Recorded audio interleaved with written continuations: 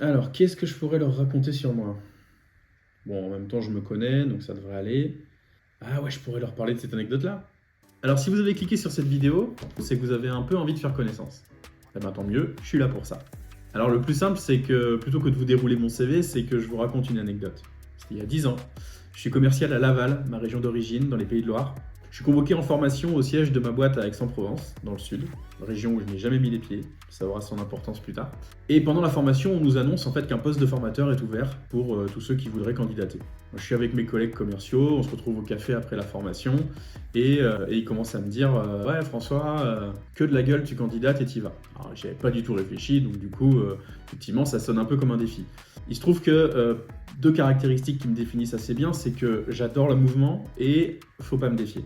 Le lendemain, je suis dans le train du retour, je me dis, allez, rien à perdre. J'envoie mon CV, j'envoie une lettre de candidature. Évidemment, vous l'avez deviné, je suis retenu. Il faut savoir quand même qu'à cette époque-là, je ne connais personne dans le sud de la France, je ne connais pas le métier, et on me demande d'être là-bas dans 15 jours. Donc grosse prise de risque, mais je sens que quelque part que c'est le moment pour moi de prendre ce virage et tenter une nouvelle aventure. Et j'ai très bien fait, puisque à ce moment-là, donc, je bascule dans le monde des ressources humaines en tant que formateur, et je découvre tout ce qui me passionne, à savoir m'intéresser véritablement aux gens et à comment les aider à évoluer dans une entreprise. Donc à ce moment-là, je découvre tous les aspects de la formation professionnelle, donc en apprenant sur le tas, hein, parce que pour moi c'est vraiment la meilleure manière d'apprendre, il faut faire, faire, faire.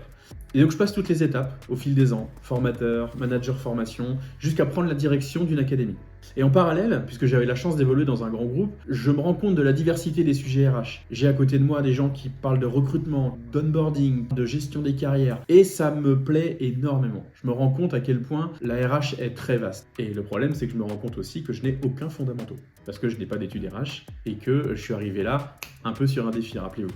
Donc ni une ni deux, puisque une autre de mes caractéristiques c'est de jamais se reposer sur ses acquis, et ben je repars sur les bancs d'école et j'ai la chance de pouvoir intégrer une promotion de Sciences Po dans un Executive Master RH à Paris. Donc ces 2 années-là, elles sont extraordinaires.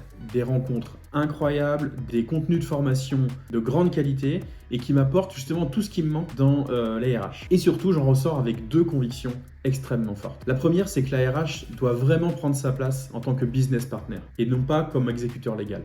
La seconde conviction, c'est que je dois être autonome pour pouvoir aider au maximum. Ce besoin d'autonomie et cette certitude que c'est le meilleur format pour aider le maximum d'entreprises me pousse à créer donc le cabinet Intégral qui aujourd'hui est spécialisé dans l'accompagnement des entreprises de toute taille, dans le fait de les aider à imaginer et à mettre en œuvre leurs projets de développement RH. Et me voilà, devant vous, prêt à vous écouter et à vous aider. À très vite!